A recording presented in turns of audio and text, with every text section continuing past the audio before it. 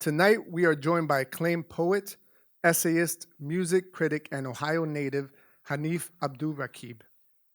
Hanif's poetry has been published in Muzzle, Vinyl, Pen American, and various other journals.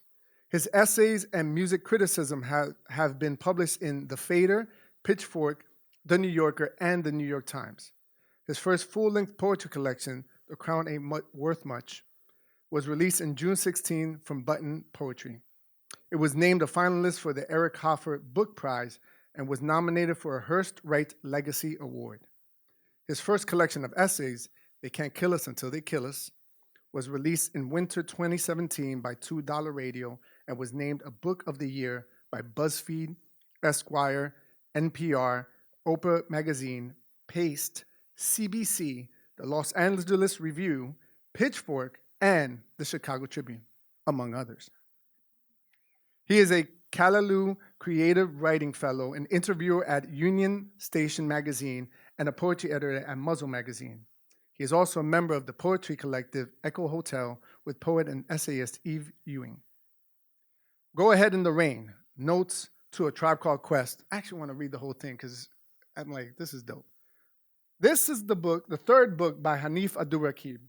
It is a love letter to a group, a sound, an era. It is called Go Ahead in the Rain, Notes to a Tribe Called Quest. Is, in my opinion, a hybrid work, incorporating biography, memoir, love letter, and op-ed, illuminating the impact of a dynamic group of artists on music and the culture that they were part of, reaching the ears and minds of youth on the block, in neighborhood cities, across state lines, and around the globe. About attending Hanif's readings, one guy in Chicago said, "Hey, I was pretty drunk most of the time you were reading, but I think I liked the last one." I think we could do one better and be intoxicated by his words. Please help me welcome Hanif Abdurraqib to Politics and Prose.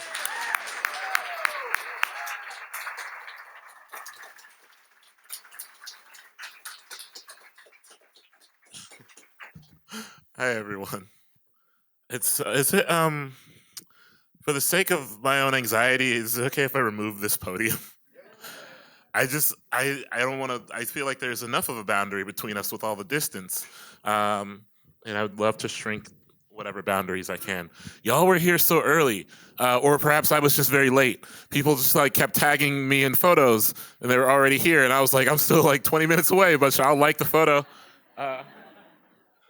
So thanks for showing up early. Does anyone here know a lot about A Tribe Called Quest, or a decent amount?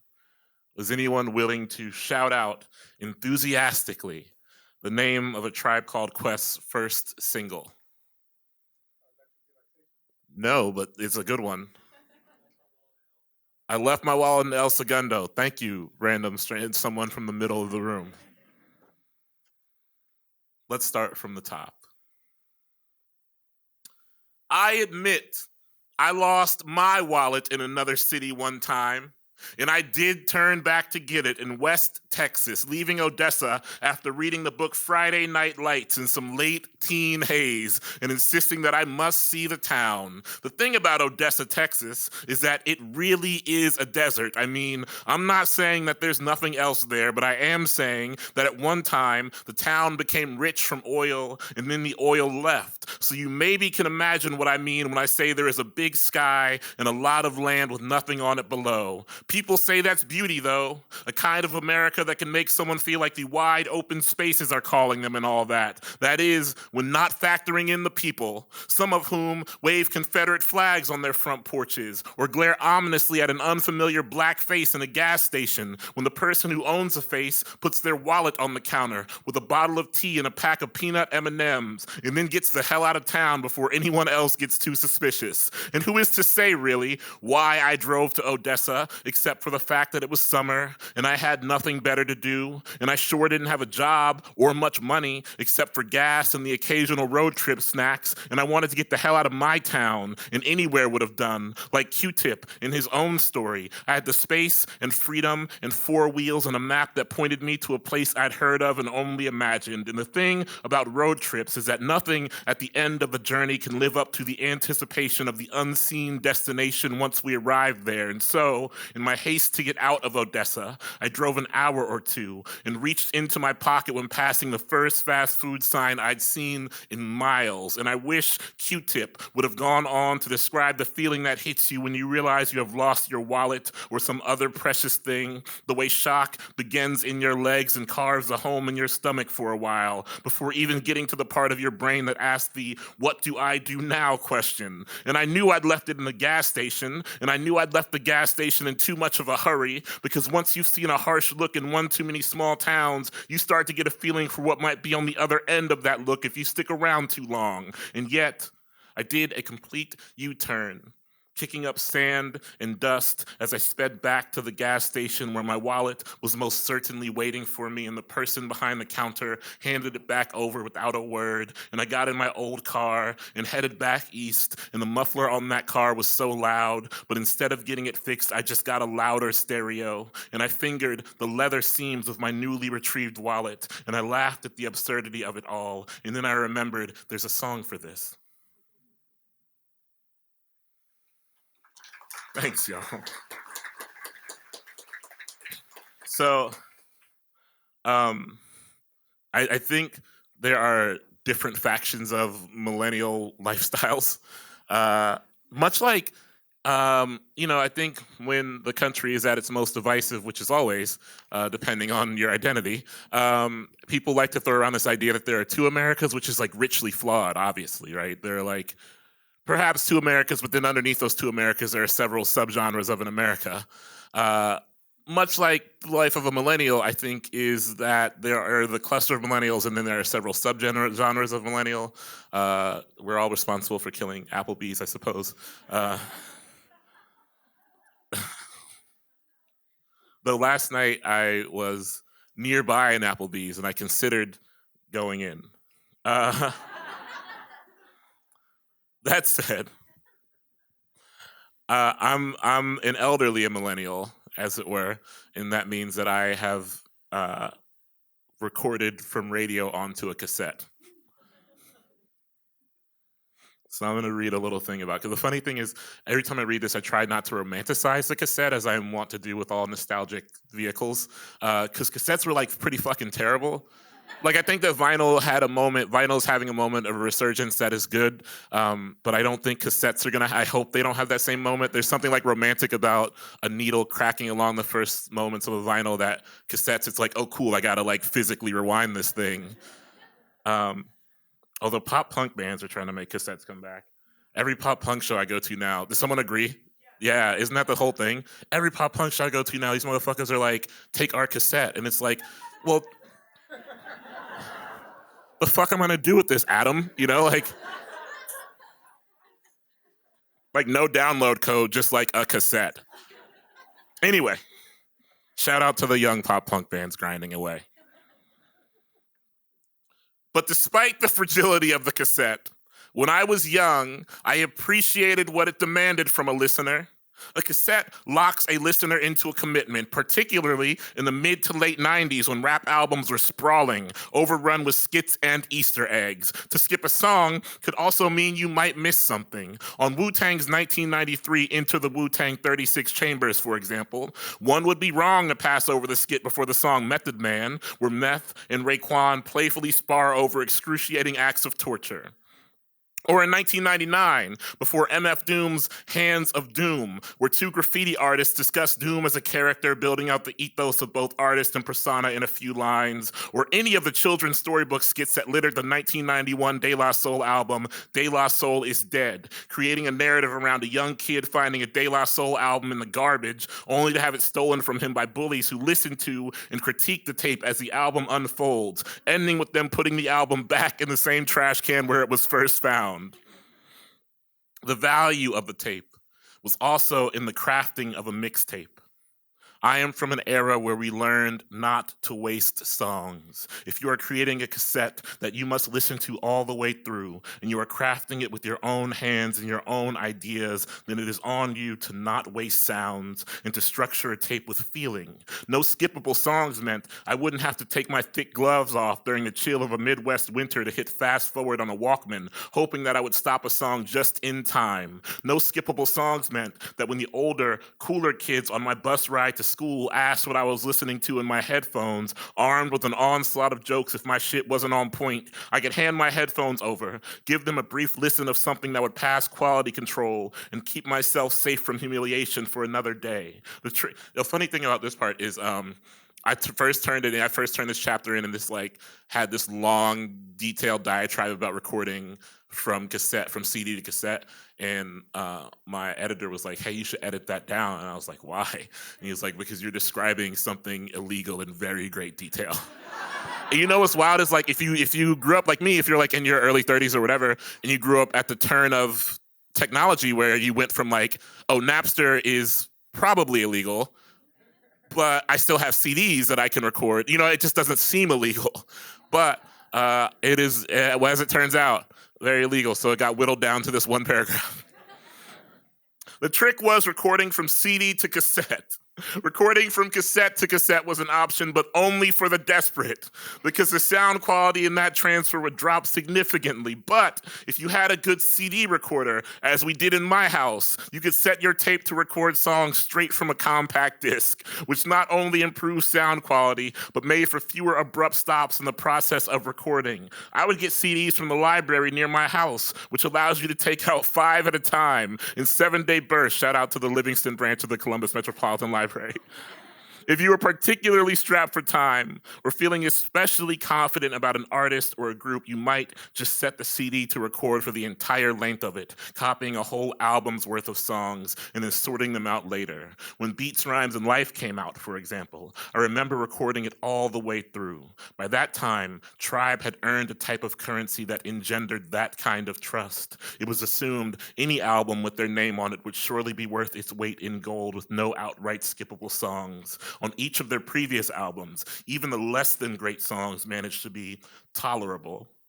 That trust fell apart on Beats, Rhymes, and Life, which doesn't mean the album was bad so much as it means the album couldn't live up to the impossible standards of my own imagination. It sat in my Walkman during the winter of '96, and I would pull my fingers out of gloves and rush to fast forward what I could before the wind forced my hands back to the warmth they craved, and then I just stopped listening to it altogether.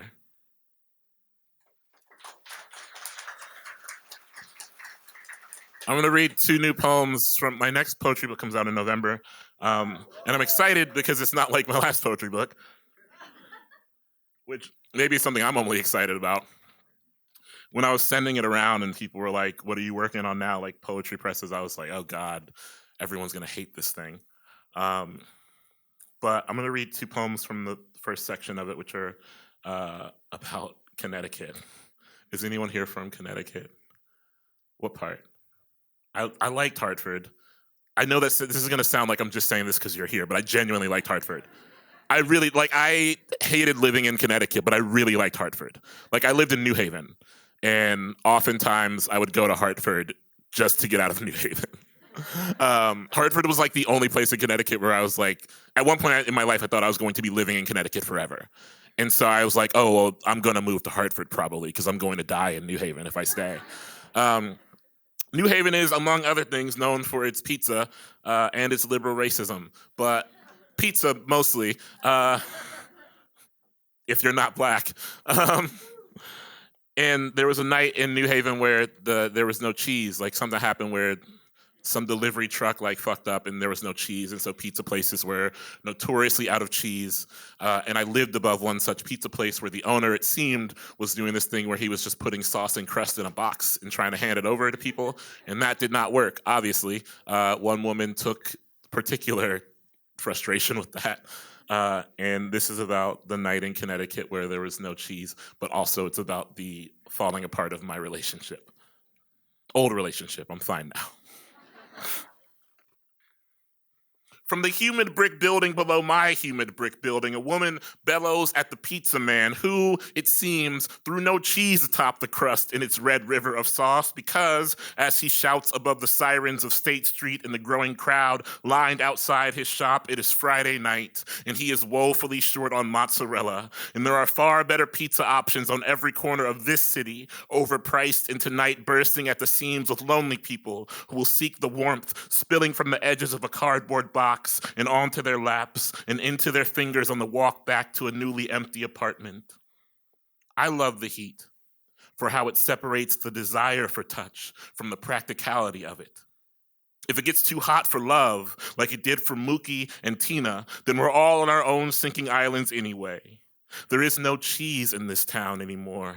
And what could be worse than the fraction of a dream behind every door you crawl to? It is Friday, and surely some of my people are praising the fresh coin in their bank accounts. And what a tragedy to spend it on a half-finished freedom. And the argument below has poured out into the streets and the waiting masses. And I imagine this is no longer over cheese, but over every mode of unfulfilled promise. The cluster of sins still stuck to a body fresh from the waters of baptism. The parent who must dig a grave for their youngest child. From below, a man yells, "There are only 3 ingredients. You can't even get that right."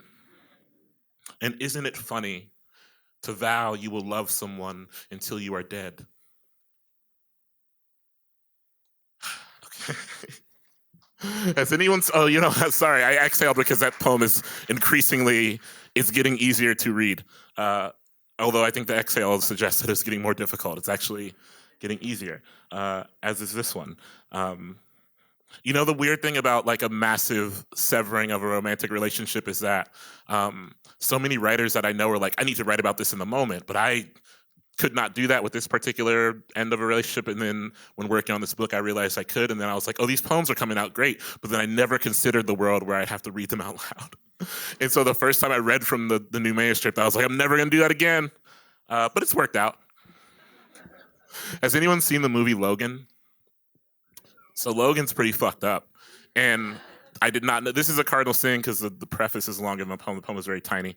During the end of this relationship, I was preparing to leave New Haven because the relationship ended. And I was like packing up boxes, getting ready to go back to Columbus, where I'm from and where I live now. And in the middle of a week, it was like a Wednesday, I was like, I'm so upset and sad and depressed, and these boxes are making me sadder. I'm going to get out of the house and go to a movie. And Logan had been out for a few days, but I hadn't read anything about it or heard anything about it. So I was like, it'll cheer me up is this like superhero flick. Because like Hugh Jackman is Wolverine, I fuck with it. Turns out I did not fuck with it, you know what I mean? Like halfway, I was like 5-10 minutes into the movie, and I was like, this seems like it maybe is not an X-Men movie. And then 20 minutes in, I was like, oh, this movie's pretty fucked up. And then like 50 minutes in, I was like, I'm maybe never gonna leave this seat. I'm like fastened to this seat by the weight of my own grief. And this is where I live now. And at the end, I was like crying because I was alone in the theater, and I was crying. And then the person who cleaned, the theater attendant, leaned over. She was walking down the aisle. She leaned over. She said, "Are you okay?" And I said, "No." And she looked at me for a second and then shrugged and said, "Okay." And in the moment, I was like, "That's fucked up." But as I was like walking home, and I was like, I guess she did the right thing. That's what anyone should do. Anyway, no thank you to the movie Logan during heartbreak or ever. With boxes piled at the foot of the stairs, I go to see Logan. I will not spoil the ending, though what is there to spoil, but to say there was a casket in the place you would imagine a casket to be. Depending on how you define burial, the ending is unspectacular. My pal died not when the pill bottle rolled empty from his unfurling palm. It was sometime after that, when I told his old girlfriend, I have maybe been in love with you the whole time. Thanks. Sorry that. Sorry if you were like, well, maybe the new book of poems is not going to be sad. Although I don't think it's that sad. I have a weird question for the audience. Does someone have a copy of They Can't Kill Us that I can borrow like right in this moment? Thank you. I'm going to read I'm going to read two more things. I'm going to read a thing from this, and I'm going to read a longer new thing from a book that's coming out in like a year and a half. I'm going to read a thing from this because it's my pal, although we don't really talk anymore, but my pal from another time, Nick, he celebrated a birthday recently, and I'm going to take care of this. My instinct when I hold this book, because I think the book is like, to read out of a book is like a physical and romantic act, and I think I often take that out on the books I read out of, so it's like a lot of bending, but I will take care of your book. Or if I like fuck it up, I'll buy you a new copy. And like, is anyone here from Columbus? I know, Kenzie, you're from Columbus. Is anyone else from Columbus? What part? Word, no way. Did you go to like Whetstone? No way. I didn't go to Fort Hayes, but I fuck with Fort Hayes. I was just there with some very smart youth. So I am from Columbus, Ohio, which means that I am from the same place as a little upstart indie band that no one knows named 21 Pilots. A fascinating thing about 21 Pilots, I don't know if any of the Columbus folk here were around for their like early days. But a funny thing about 21 Pilots is that the Columbus scene, the music and poetry and art scene is very homogenous and like everyone kind of intertwined. So, like I would read poems at shows 21 Pilots would play at, or they would play at like art openings. But their whole thing was that they were very kind of clumsy, and their live act was kind of like always a comedy of errors. And the whole thing with them on the scene was like, well, if they ever get that live act together, which I think for those who know 21 Pilots now, it's kind of hilarious to imagine that was their hang up. But people in Columbus are kind of like, well, if they ever get that live act together, they'll be fine. And then like overnight it happened, and then they got a $1 trillion record deal. But they also were beneficiaries of a time on Columbus's music scene where your friends could just make songs with each other. If you had like 4 people and 2 instruments between you, you could start a band, and people would come to your friends would come to your shows. And so, and I feel like folks who came up on scenes maybe I think every scene has that moment. And so the result of that was that a lot of my friends were in a bunch of shitty hardcore bands. I never was, but because I knew better. but they were. So many of them were. And so I'm going to read this piece. I normally am against explanation, although I'm talking a lot tonight, but it's because I feel like we're in a circle together as friends. I reference the basement in this piece. The basement's not a literal basement. It's a venue in Columbus that used to be like a solid punk and hardcore venue, and now is like a corporate hellhole, but that's the way I've written it. I'm going to read the first section of this essay from my buddy Nick. This is from a piece called All Our Friends Are Famous. My buddy Nick screamed in this metalcore band called Constellations because he could not really play an instrument and did not want to learn, but he did want to get laid at least close to as much as our other buddy Nick, who wasn't in a band at all, but who had dark hair and boyish good looks and a devil-may-care ambiance that all the girls we hung around found irresistible. Constellations was not that good of a band, and Nick was not that good of a frontman, but the band still got gigs because during the slow season, the basement would let any band that could fill the place play a set, and an argument can be made that when it comes to impressing a potential date, being some scene kid who knows the band might be better than actually being the scene kid in the band, because if you embarrass yourself, at least it won't be on a stage with everyone watching. Plus, all our pals got drink tickets, but only about half of us could drink, and so, in venues full of our friends, we could live like brief and generous kings. Constellations cut an EP called Alpha right before the summer of 2008, and all the songs sounded exactly the same, but we still played it in our cars like it was hot shit, because when would we ever get to hear one of our own dripping out of our car speakers again? Constellations never sold out a show, but they did get to play the basement in summer once, towards the end of the band's run in 2009, before Nick got kicked out of the band for not being a good enough screamer to justify the mental headaches he calls a so-called creative process. And at that summer show, they played their song Model T Drive-By, which was maybe the only song that felt like it had real potential, or at least the one song that did not sound like everything else. And when the breakdown came, Johnny, who played guitar for the band, jumped directly into the thrashing of the pit with the guitar still plugged in. Nick had, somehow, obtained a drumstick from some other band setup and was using it to orchestrate the violence in the pit, almost pulling the bodies from one side to the other, like they were attached to a string playing at the drumstick's tip, and for a moment, you could only hear Johnny's furious guitar playing, but you couldn't see him through the wave of arms and elbows swinging in every direction, enclosing him. The dude behind the bar at the basement, who drank heavily on the job and never made a sound during these shows except to let out the occasional skeptical or frustrated sigh, looked up from his second beer of the night, took stock of this brief and incredible madness, put his hand on my shoulder and said, "Now this is a fucking hardcore show." Constellations broke up a month later. Nick didn't get laid nearly as much as he thought he would. I found unused drink tickets in my pockets for months. The bartender at the basement is still there. I know this because 3 months ago, I went to a show, which it turns out I don't like going to concerts anymore, which is actually good. I went to see Lucy Dacus the other night. Yeah, and I was miserable. She's great. But I was like, I found an ATM in the back of the venue and just leaned on it the whole time. And I was like, how can I be at a show with music that I love this much and still just want to go home like immediately?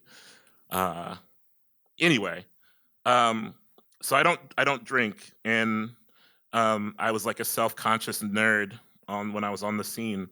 And so I would always order Sprite. I don't really like Sprite, but I would always order Sprite at the bar because Sprite under the right light looks enough like alcohol so the like punk kids would not fuck with you, but it also looks enough like soda so the straight edge kids would not fuck with you, which is a pro tip if any of you are like self-conscious scene kids. But don't be self-conscious is the like real pro tip. But so I would always just order Sprite at the bar during shows. And I was at this show 3 months ago and I was leaning on the bar at the basement and I heard this familiar voice go, "You having a Sprite?" And I was like, oh my God, you're still here. It's fascinating though, I think. Anyway, I'm gonna read this last thing and then hopefully we can talk and ask some questions. I'm gonna read not this whole thing, but some sections from it. My next book, after the poetry book, my next book of nonfiction is a book of meditations on various modes of Black performance in America.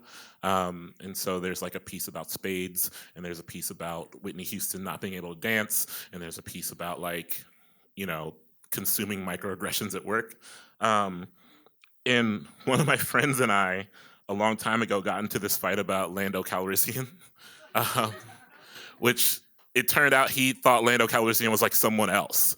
We were like fighting about, and he like got Lando Calrissian like mixed up with another Billy D. Williams character, which I guess, yeah, sure, we all look alike, perhaps even more so when we're all just playing the same versions of ourselves over and over again, with all respect to Billy D. Williams. But and so I wrote, I've always been fascinated by, one, the concept of the magical Negro, but the concept of the magical Negro in film in text that involves outer space. And so this is kind of about that, and kind of about the idea of moonwalking and all these things. I'll read some sections from this and then we'll talk. Is that cool? This is from a piece called "A Few Serious Considerations of Black People in Space." And I think you may be the first people to hear this, which is cool. To be fair, I cannot claim that I love the moon. Not as much as all my pals and ancestors and peers. I maybe do not love the moon as much as other poets who seem to love the moon for what it is capable of doing to the waters, or how it seduces the best or worst out of an astrological sign. I don't know much about astrology, but I do like the idea of astrology for what it brings out in my most creative and magically inclined friends. Alyssa, leaning eagerly over a table to ask me if I know the exact hour and minute of my birth so that we might do my birth chart and finally get down to the issue of what's going on with all my emotional rattling about. Madison, scrolling furiously through her phone over a dinner to see what phase the moon is in or what planets are twirling ever maniacally out of whack so that she might explain to me why all the furniture in my heart's most precious corners has been upturned. Still, I can't say I'm much into what it all means. I just like that it means something, that we were all born under a different moon and a different sign, and I believe in it, I think. I've taken to waving a dismissive hand and telling a friend, that's such a Virgo thing to say, even when I'm not entirely sure what I mean. And no one has corrected me yet. So either I'm right, or I have surrounded myself with immensely kind people, which is probably a very Scorpio thing to say. Anyway, Robert Hayden loved the moon. And what a fool I would be to not love what Robert Hayden loved. Would be a whole fool not to drink from whatever his palms offered. And Robert Hayden so loved the moon that he decided to strip it of all its magic, so it was just the hanging and cratered glowing rock tasked with dividing up the darkness. And I too dig the moon most when it is a question of its functions. How, for example, I might have once leaned into it in some alley on a clear night to better see the face of a dear brother, or to skim a phone number scrawled onto a napkin after spilling out of some dive. I wish to view the moon as Hayden viewed the moon, an object that has a purpose rooted primarily in how it shines and little beyond that. But still, I know that Black people in this country have long been obligated to a love for the moon, especially the enslaved who had to traverse the otherwise darkness in a search for freedom, aligning directions with the way the moon fell and following the shapes of stars. And so I do get the affection for the thing, even if it is sometimes a bit of a show-off, every now and again puffing itself wide and sometimes blushing a gentle red, dragging me out of the house, or interrupting a romantic movie night, bending into the potential for more romance so that we can all go out and stare. Then again, who am I to judge? I've picked through my own closet and opted for the crushed velvet or the bright red on a day where I am dressing for someone else's wedding. I've shown up to the high school reunion in sneakers that have cost more than I made in a week of working at a job slinging books. So I suppose we're all the moon sometimes, depending on the occasion. And while we're here, I have to say that I also know nothing of stars, but have lied about what I know many times.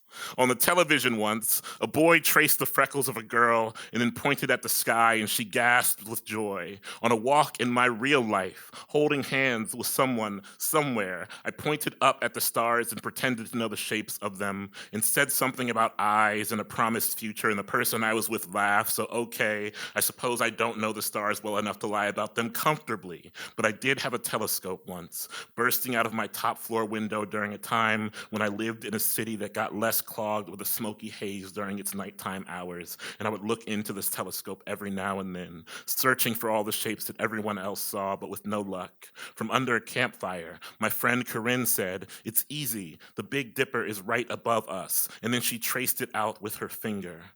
But all I saw was a series of small explosions that never vanished. I was going to read the second section, but it's about LaBelle, and it's so long. I love Patti LaBelle. And so I don't know. It's about like LaBelle and the spacesuits they wore in the 70s, which is just like so much in my, in my lane. I'm going to keep it real. After I had that argument about Lando Calrissian, I was like, I'm going to sit down and write a piece about Lando Calrissian. But then I was like, actually, this is about LaBelle, as it turns out. But I'm not going to read that section because it's long as fuck. Let's get moving on. And look, I am certainly not one to project Blackness onto the fictional or cartoonishly ambiguous. And Lord knows I don't want to upset the teeming masses of loud and affectionate Star Wars devotees. But it must be said that as a kid, I had a sneaking suspicion that Chewbacca might have been Black, what with all the brown that hung from his body, but also the way my pal's dad would shout at the screen when Star Wars was on about how those white folks who made the movie were trying to pull one over, making the tall and incoherent beast obviously Black. And I don't know if I thought that as much as I bought into the idea that so many of the Black people I knew would shout about all of their woes, but no one would seem to understand what they were saying. Octavia Butler was born to a maid and a man who shined shoes.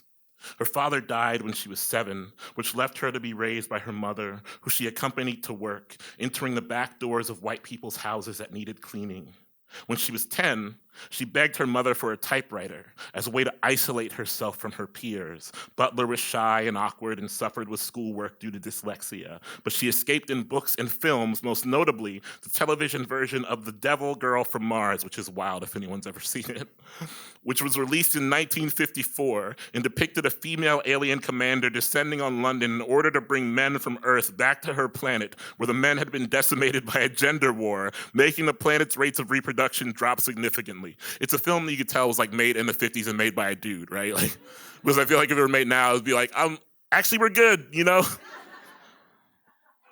Butler, at 12, imagined she could write a better story than this one, and 26 years later, she released Pattern Master, her first novel. In it, humanity is divided by the physically and mentally dominant patternists, the Clayarchs, who are mutated humans suffering from an extraterrestrial disease, and a group of enslaved humans who cannot speak. Pattern Master, in the Patternist series that followed, sits among my favorite of Butler's works, because it is where she was most reckless in her attempts to see beyond the characters, beyond the landscape she was building, and beyond her own imagination, no doubt whirling with the thoughts of the unknown outer darknesses. It is a book, like so many of her books, trying to get to the heart of social and class divisions, kicking around the basic questions of what keeps humans apart and what is the responsibility of those in power. These were questions far older than Butler's time on this planet, which perhaps explains why she had to dream up new worlds and attempt to find an answer for them. Butler once said, "There is nothing new under the sun, but there are new suns, and I hope somewhere she is basking in the warmth of each one." I'm skipping a section, but an important thing to know is, does anyone know about the astronaut Michael P. Anderson? He was the only black astronaut on the Columbia space shuttle that disintegrated as it was descending back into Earth. And the thing with Michael P. Anderson was that in the NASA world, he was often credited with transcending race. This is like 80s, early 90s. But at his funeral, there's this picture of his mother crying very demonstrably while grasping a photo of him, like a very large photo of him. And I thought it paralleled some pictures of black mothers that we'd seen grieving their children in recent days. So keep that in mind. When the internet wanted me to believe that Trayvon Martin deserved to die, I was shown photos that were sometimes him and sometimes not. Photos of black boys shirtless and raising middle fingers, or photos of black boys posing with weapons, or a black boy blowing smoke into a camera. The idea was that they all deserved to die, I guess. If enough of them blur into the other one, a single bullet could do the trick. And to combat this, people began to circulate an image of a younger Trayvon Martin at Experience Aviation in Florida from 2009, just 3 years before he was murdered. In the photo, Martin is adorned in a replica of the blue uniform that Michael P. Anderson wore in his official NASA photo, the same one that all astronauts wear. A rectangle with his name on it is stitched into the chest above a logo, the Earth with wings. The fundamental flaw, of course, is in this, proving to the public that someone did not deserve to die or did not deserve the violence that chased them down. It is the worst instinct, and one that I fight against often when I want to clear the name of someone dead who lived a life that was undoubtedly sometimes good and sometimes bad, but always a life nonetheless. Still, there is something particularly cherished about this photo.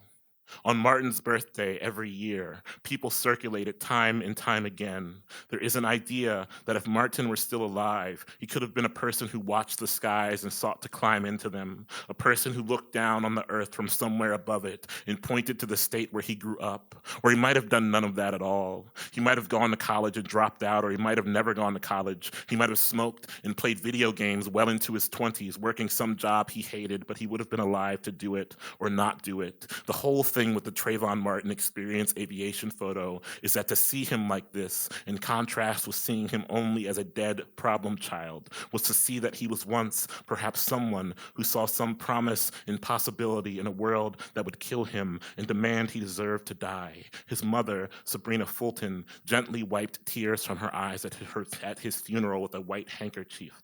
America praised her for her restraint. My high school girlfriend's father shined shoes in the airport for a living, and he said when he got them good and clean, he would stare at them for a while and imagine he was seeing stars. The easy thing is to say that there are times being Black in America has made me feel like I want a different world of my own. When the planet begins to drown itself and becomes unlivable, I might not be alive anymore. Some people might go to Mars, but I don't think many of my people will go there. My friend listens to the new Janelle Monáe album and texts me, "This is what the future sounds like." And I do think that is true, though it assumes we'll all be living, and I don't want to get my hopes up. Still, there is a reason for this. This reckless and gasping pursuit of a world beyond this world, a planet that is freer, or a dance move that mimics a space most of us will never get to. I am interested in what it feels like to imagine yourself as large and immovable as the sky. I have tried to love the unreliable moon, though it's shifting and through the clouds coughing their way over it. That hasn't worked for me. So I don't want to go to the moon, but I do want to go to the place where Black dreamers stare at the moon and remark loudly about astrological signs and stars in a summer that feels as endless as those old summers, which pulled me from the paltry responsibilities of youth, the planet within the planet, people dancing in spacesuits and young Black boys firing rockets above the trees, and the rockets always come back down in one piece. And sure, we'll crack some malt liquor for the drinking folks, I guess. Meet me in the darkness of the next eclipse, and we'll see how wide we can stretch our new world. Thank you. Okay. Oh, sorry, you have to like run around with a microphone. Can I say real quick that you can ask me about literally anything? It doesn't have to be about like books or writing. It can be about like pop culture or food or sneakers or like whatever, literally whatever you want. I'll be trying to find people throughout the room, so raise your hand wherever you are, and I'll try to get to as many people as possible. Hey, Hanif. Hey. So, something I wanted to ask you about was you've talked about being tokenized in the punk scene, and something that not until I read that I realized was an experience for a friend of mine, but not having had that conversation with him yet. I was wondering if you could elaborate on that a little bit more, and then what is your kind of opinion on the punk scene today and punk as an idea or a music? Oh, the scene's still bad, but the scene at large is still bad. But I think there are things happening in like interior scenes, right? Like where what I had hoped for when I was a young punk is actually bearing itself out, where like young Black and brown folks are just doing the shit on their own. Like out in San Antonio, there's like the Black and Brown queer like punk festival that they just built on their own, and that's happening in small pockets, right? Because I think the internet has changed things, right? When I was young, I was kind of like, where are the other punks who look like me? And I know there were some. I'm not saying I was ever the only in the room. There were often others, but there was never a way for us to kind of organize. You know what I mean? Because it was like, yeah, we have MySpace, but that wasn't a real effective organizing tool. As it turns out. But now, you know, it's like so much easier to have these kind of grassroots movements. And so I think the scene at large is still like not very welcoming or good. I mean, I also, you know, a while ago I talked, because I had an awful experience at a show on New Year's that was like every experience I've had at every punk show was like terrible. And I was like, what if like people of color just stop going to shows? Like just stop going to these fucking shows. Because like so many of them have the same complaint where it's like, we represent diversity in the room, but we're also invisible. So bands are like, in our crowds, we have people of color, we got Black folks, we got queer folks, but like they're invisible to the actual audience, right? And so like, my instinct is to be like, I know this is like a very, I don't know, my whole thing is like, do your part to save the scene, stop going to shows thing. But I'm privileged, like I can't say that fairly, right? I'm privileged enough to have spent like 7 years or more of my life going to shows all the time. And so like it's shitty for me now in my 30s when I don't want to go to shows anyway to be like, you young folks, stop going to shows. It's just not fair, right? But what I have like seeing is kind of grassroots movement bubble up to push those scenes, because what happens in a place like San Antonio when they're pulling together all these like Black and brown punks and having these festivals is that the whole scene rises to that level. Right? The whole scene learns to make space for people. It's not about kind of exclusion in a way, although I'd be fine if it was, TBH. But it's also about having a scene rise to a level where it takes your body seriously, your body in a space seriously. So that's kind of what I've been thinking about. So I think the scene is still bad.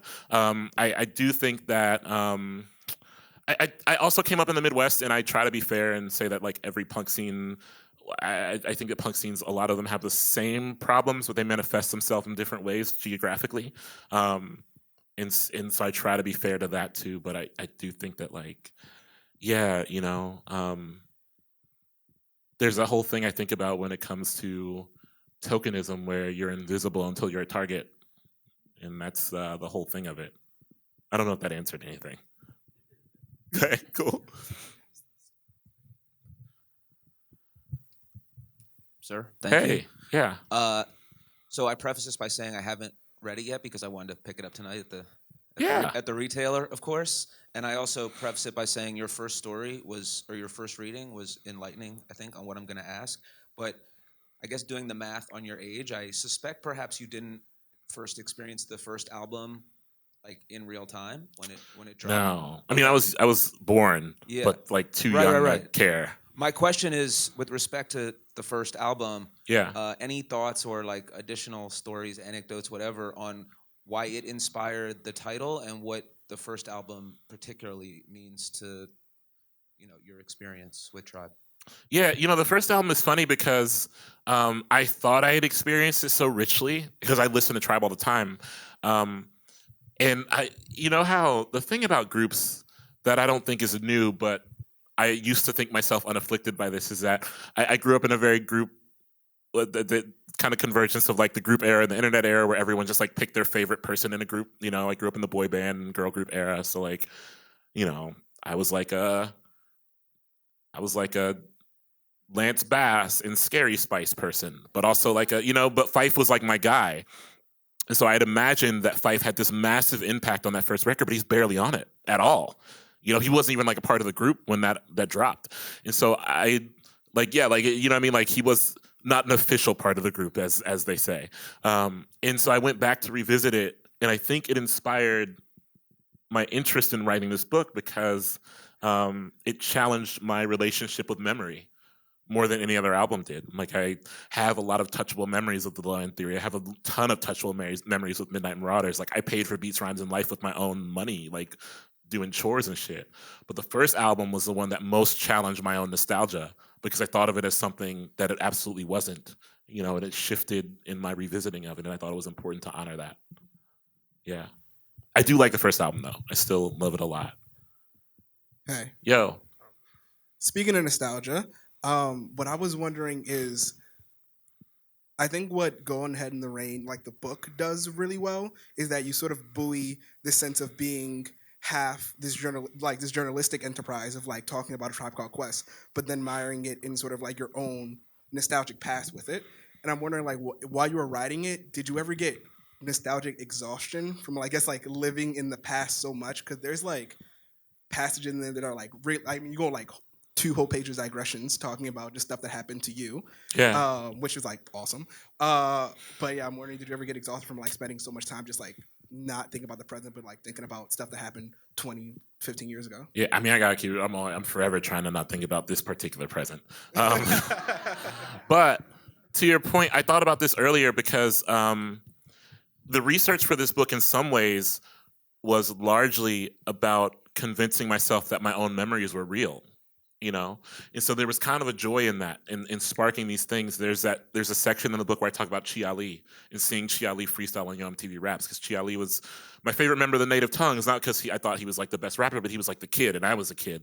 And I remembered all these tactile details about that freestyle. I remember being up way past my bedtime. I remember sitting on the floor in front of the TV and listening with one ear for my parents moving in their bedroom upstairs, and with the other ear I was listening to Chi Ali stumble through this freestyle. I remember having a large soda that I was not supposed to be drinking, hiding under a chair. I remember all of these things, right? And to convince myself, to have a memory that existed, that moment was real, was really beautiful. That I could type into YouTube Chi Ali freestyle and have it come up. I could pass through that door again and say I did live through this moment. That there's that thing I talk about where the video of leaders of the new school breaking up on Yo MTV Raps too, right? Where I was like, I'm pretty sure I remember that, but like I remember where I was when I heard that news. I remember holding the weight of that Source magazine cover in my hands to try breaking up. When I remember all of these things, and to revisit those memories was to tell myself that I had lived over and over and over again. And there was something really refreshing about that. Exhausting in some ways, sure, but reminders of a life lived for me are not promised, and so I try to treat them well.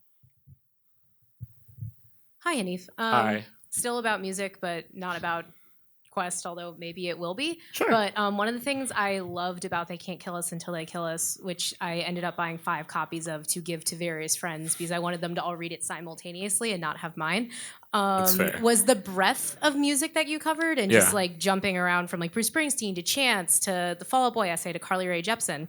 And that leads me to my question. If you could envision Carly Rae Jepsen collabing with anyone, who would it be? I mean, at this point, just someone who's not Jack Antonoff. It's just like, I mean, I think the dream collaborations already happened. I think Carly Rae Jepsen and Dev Hynes really bring out the best in each other in very unique ways. Although, I mean, I think Dev Hynes is kind of like so skilled. He's like a chameleon, right? And so like multiple artists just bring out the best in him, but I think he surely brings out the best in her. And I just don't, a joint album between the two of them would be so like entertaining and enjoyable. You know, I think, gosh, like I think about the song like Better Than Me is just such a beautiful song. All that is just such a like heart-wrenching song. And I'd love Carly Rae Jepsen to collaborate more with people who have an ear for rhythm more than hooks. I think a problem that I figured I don't really like the new songs all that much. I thought Party for One was like cool. I thought Party for One's all right. But the other ones, I just can't get into them, you know what I mean? And I think it's because she's circling the same sonic drain. But it's been kind of too long for that. You know, she didn't do the thing where she like cashed in on the good favor that Emotion bought her, where like the thing to do would have maybe been to drop an album a year after that. But she waited, which is fine. Production is not how an artist should be valued, et cetera, et cetera. But if you're gonna wait and take time to like perfect your craft, and she said something like she recorded 100-something songs, which honestly, when I knew the album was in trouble, so many people were like, "Oh God, Carly Rae Jepsen's recorded 150 songs. That's amazing." It's like, no. If someone has recorded 150 songs and can't discern which ones are worthy of an album and which ones aren't, that's a problem, right? Like, I can't figure out a world in which that's good. If I have 200 poems and I don't know which one of those motherfuckers belong in a book, that means I have not edited well, right? And so, yeah, I think the songs bum me out because it's like Emotion Side C, and we're so beyond that era where she is someone who's supposedly shifting eras. And I say this with a lot. I mean, obviously, I love Carly Rae Jepsen a great deal, but I would love a Dev Hynes collaboration. I don't know who else. I'm trying to think of someone else so it's not someone she hasn't. But a duet between her and Patrick Stump would be cool.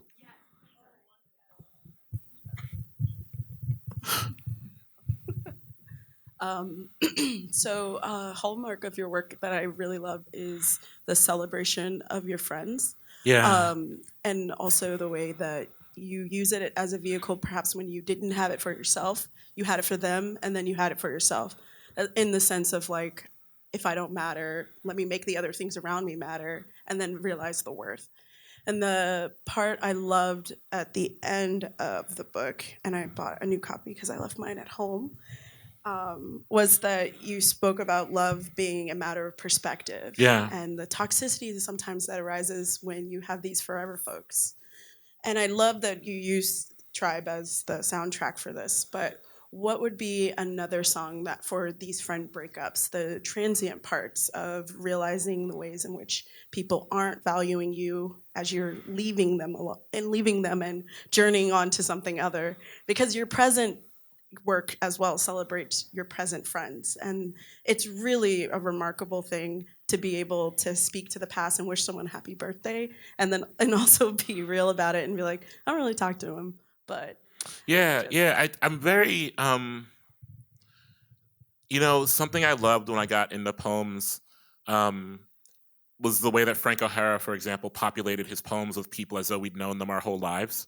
You know, the running joke I think about poets is that like a Frank O'Hara poem is just like a normal ass day. You know, it's like every Frank O'Hara poem is like this motherfucker's just like going to the store, and then along the way he's like, this reminded me of my friend David, and I love that. I love speaking my friends into my work as though you all have been in community with them as well, because I don't know. There are people who are so important to the fabric of my work, that I wrote. The story of the writing of They Can't Kill Us has been somewhat mythologized at this point, and people are like, I heard you wrote it in 24 hours. But I wrote They Can't Kill Us in about 3 weeks, isolated in Provincetown during the winter post breakup, and the forward in that book comes from Eve Ewing, and I wouldn't have written that book without Eve Ewing, who almost every day would send me a message just to be like, not what are you working on, but like, are you taking care of yourself, right? And so I think about that all the time, but I also think about how we're kind of not beholden to the people we love forever. If I'm being frank, I perhaps have just buried too many people I love to imagine a world in which I have to be beholden to someone forever. That's dark and somewhat cynical, but the idea with love as I see it is that I am so grateful for it, but I'm also grateful to not tether myself to it. I'm grateful for it, but don't imagine the road is endless. You asked about a song.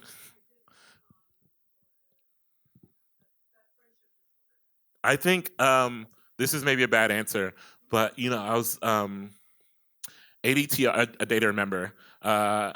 Homesick just had its like 10-year anniversary, which made me feel like a dinosaur.